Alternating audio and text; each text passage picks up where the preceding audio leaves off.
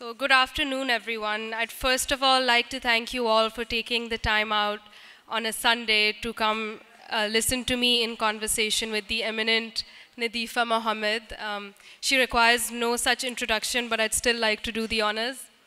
Uh, Nadifa is a novelist who has written 3 books, including Black Mamba Boy, The Orchard of Lost Souls, and finally The Fortune Men, which we will be discussing today.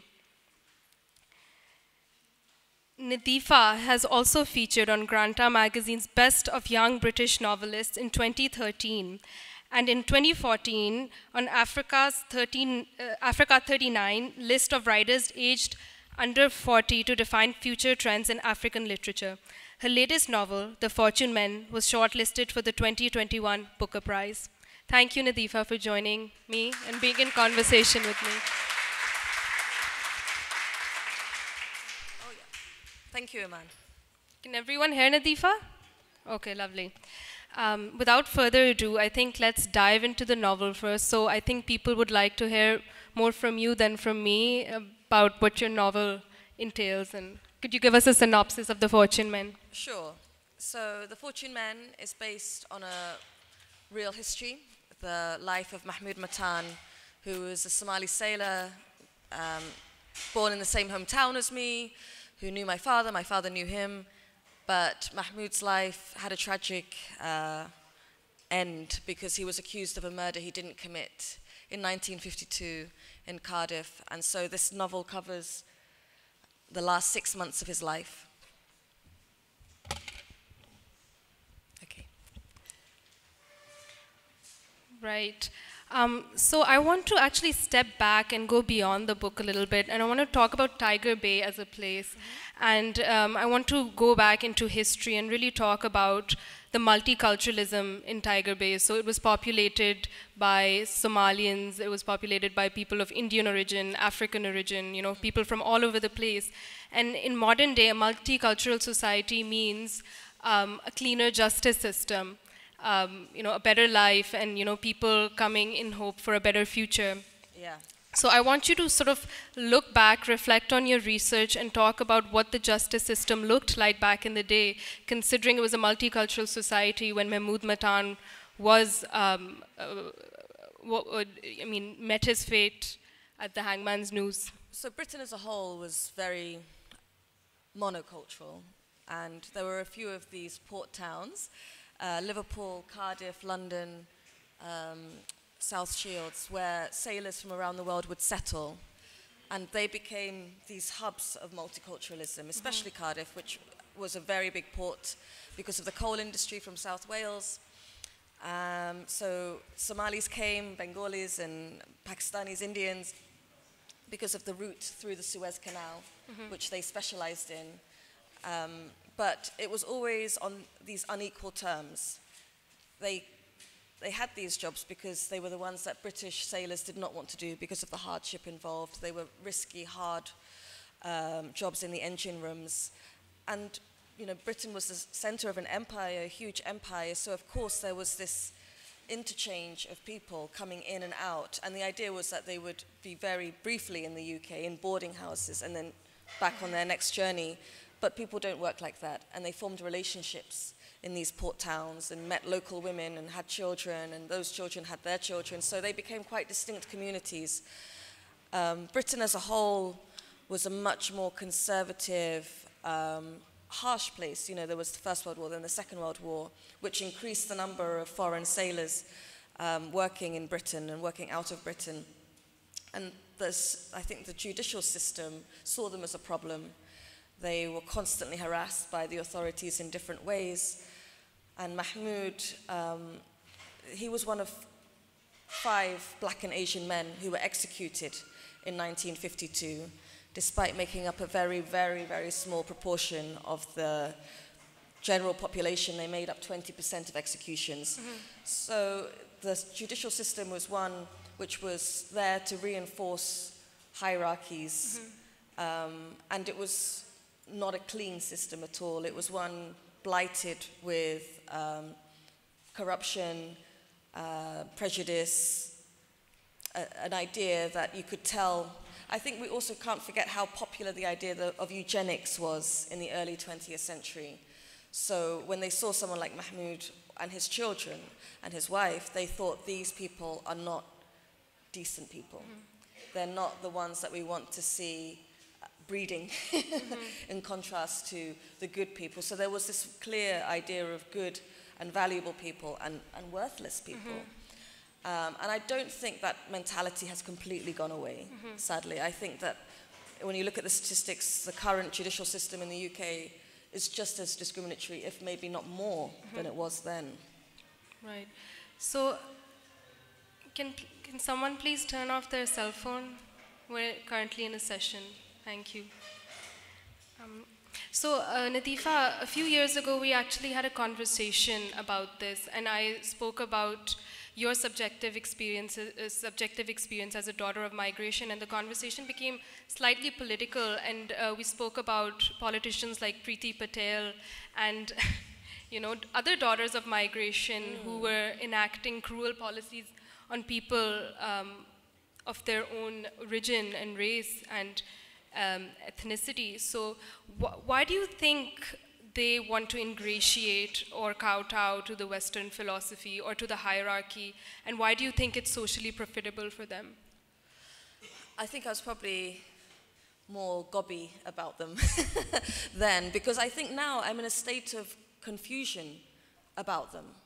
And it's something very important to unpick, because in many ways they're similar to me, but they've come to this completely different position, and they're enacting policies that cause great harm to vulnerable people, vulnerable Black, Asian, people, refugees, various people.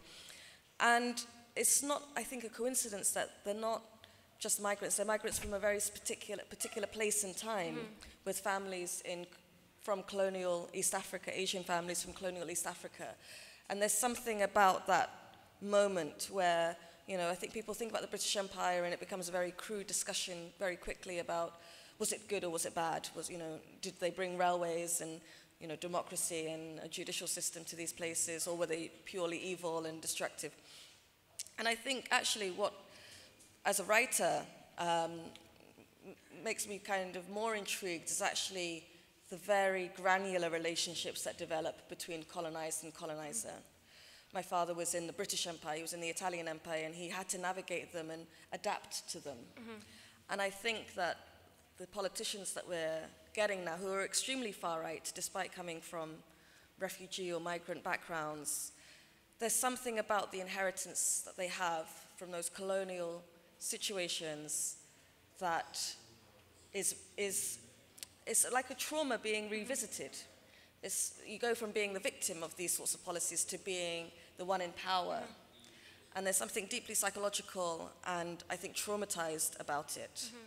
But the reality is now we have people gathering outside asylum centers as kind of, lynch mobs. And Suella Braverman is almost justifying it, almost, saying that the people are right to be angry. And we're in a very dangerous place if that is the case. Right, so you talk about heritage and loss and inheritance, and you also mentioned something interesting, that your father knew Mahmoud Matan. Would you like to shed light on that? Yes, so in many ways they had similar stories. They were both born in British Somaliland, as it was then.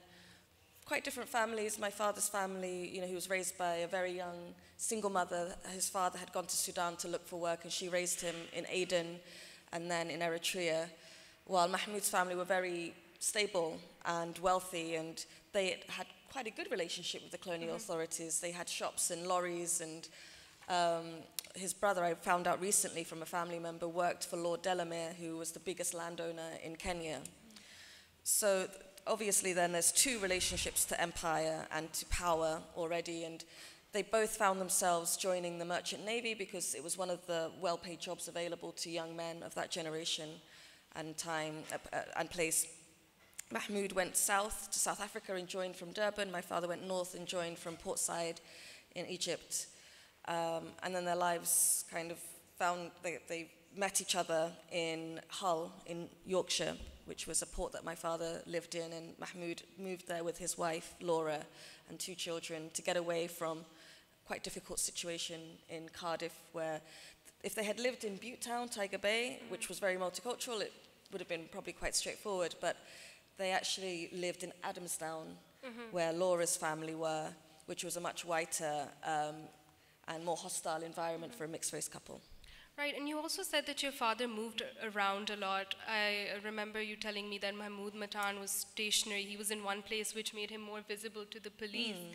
And that really highlights the unfair justice system, and that makes him more visible. Naturally, if your narrative is about capital punishment and a man meeting his fate at the hangman's noose, it involves a lot of dark, gory details, and naturally it must have been very taxing to write about it. So what was the creative process like? I think in contrast to my other novels, I think I sidestepped the violence this time. So most of the novel, there's not much violence at all. Mahmoud is living a life on the edge. He's in trouble because the previous year he'd stolen money from the mosque in Tiger Bay, and he was on probation for that, and then alienated the Somalis and Muslims in the area. So he was living outside of Tiger Bay in Adamstown in a boarding house with other African and Caribbean men, but who also didn't like him very much. So he was very isolated. And I think that's also one of the risk factors for being someone that the police target. And I remember at one point in the case file, they say to him, even the Somalis don't like you. It's as if his value is being diminished before his own eyes, that no one cares about him, no one loves him, no one is on his side. And that wasn't completely the case. The Somalis paid for his legal defense. He was entitled to legal aid, but they preferred to pay and raise money for a solicitor and barrister. So I think, my father's approach to all of this, and he had been a much more vulnerable young man and child. His idea was just to keep moving. He went to 100 countries in the end as a sailor. And Mahmoud, I think, because of his more privileged background, he didn't understand the risks that he was exposed to. And there's lots of parallels with other miscarriages of justice of, various men, not necessarily black, but white. There was quite a few miscarriages of justice around this time, because I think there was also this bitterness in the British society about all of the people that they had lost. The death penalty before then had been decreasing. I think only 11 or 13 people had been executed generally each year in the 20s and 30s. And it was becoming a slightly old-fashioned and out-of-fashion judicial instrument. But in the 50s, it racked up to 20-something a year. And there was this idea that we've sacrificed too many young men in this country. We want to go back to this ideal of it being a patriarchal, hierarchical, strict society where people know their place. Right. So it's interesting to know that you have an academic background in history, and so essentially you're a historian. But the fascinating thing is that you're more interested in personal histories, in the stories of individuals. Why is that so? I think they're the best way of illuminating these complicated historical processes and events. I remember when I did study history at university, I was always attracted to those individual tiny moments. There was a woman in the English Reformation who was executed, and her crime was to save up. She was a poor woman in a village, and she saved up her money to buy an English language Bible that she couldn't even read. Someone had to read it for her, and she was executed for that. And that, for me, illuminated what was going on in that period of time, much better than discussions about, Henry VIII and what he wanted and his advisors. So there's something about that ground-up look at history from my father's perspective, from Mahmoud's perspective, that is much more powerful and, I think, relatable than the formal history of something. Right. That's an interesting way to put it. In order to illuminate what's really going on in the world, you focus in on that one person, you zero in what happened to them. Yeah. And Mahmoud is probably not the best person because he was kind of apolitical. There were other people in that community who were, fighting the colonial authorities and fighting for independence, or who were communists and, you know, agitating for the sailors, the sailors from around the world to have equal pay and equal conditions as the white sailors. And that wasn't his life. You know, he was a gambler. He was someone that liked to dress well. He didn't seem to engage with the high-level politics, but in his own life, the way that he responded to things, I think he was very political. And I remember being shocked when I read his first interviews with the police about, I was shocked at how bold he was and how, you know, this is quite a few decades or a few years before the idea of black is beautiful, but he did personify that. And he would just tell them straight to their face, you're all liars. You know, you say one thing, but you mean another. You don't like me because I'm black. Let's be honest about that. So on that level, he was political. So a while back, you told me about the opera of The Fortune Man. Did that come through? It's a very slow process. Oh, it's still ongoing. In the system. Right. So I think that's a good note to end on. I hope I did justice to Nadifa's book. And do we have any questions from the audience? Yes? Can we give her the mic, please? Thank you for coming, first of all, and welcome to our city. Thank you. My question is actually about the process of fictionalizing non-fictional characters, which is what we've spoken about just now. Is there a formula? So we've spoken about rituals, yeah? But is there a specific formula? And when I say that, I mean, for example, I'm a language teacher. A lot of times students come to me and they say, we want to master a language in 2 months. It's not possible, yeah?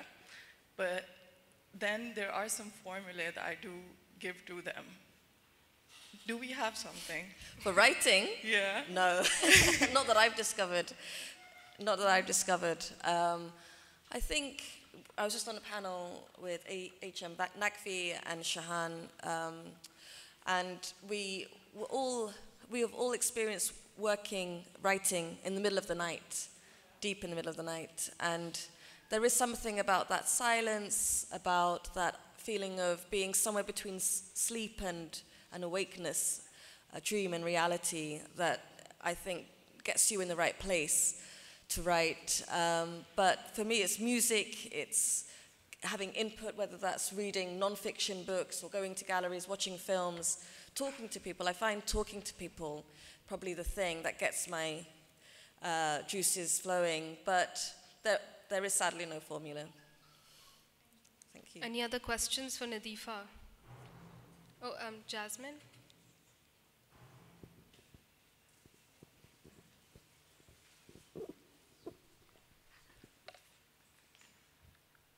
Hi, thank you for this really wonderful talk. I had a quick question about the timeline of the nonfiction story that you did choose to write about, because you said that these issues are still rampant today, and if not more. But yet you chose a person from perhaps your parents' generation, and I'm curious about the inspiration behind that.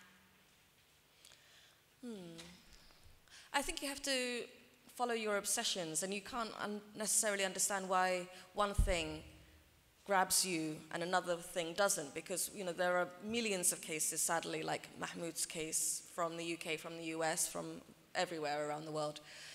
But there's something about him that wouldn't let me go, and I avoided writing about him. I wrote 2 other novels, even though actually his story was the first one. I thought that creatively there was something there for me, and I found myself working my way back to it after my second novel. And I think there's a distance that helps. So if I was to write about justices that are happening right now, there is maybe the emotions are too high for myself and for other people for it to feel as if I have that intimacy, that solitude with that case. While this happened 70 years ago, now 71 years this year.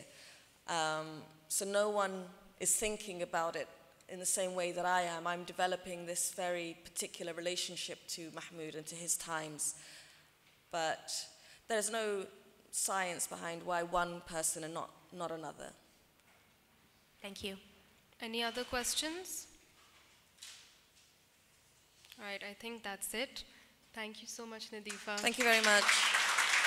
Always a pleasure talking to you. Great to be back. Thank you. Thank you, everyone.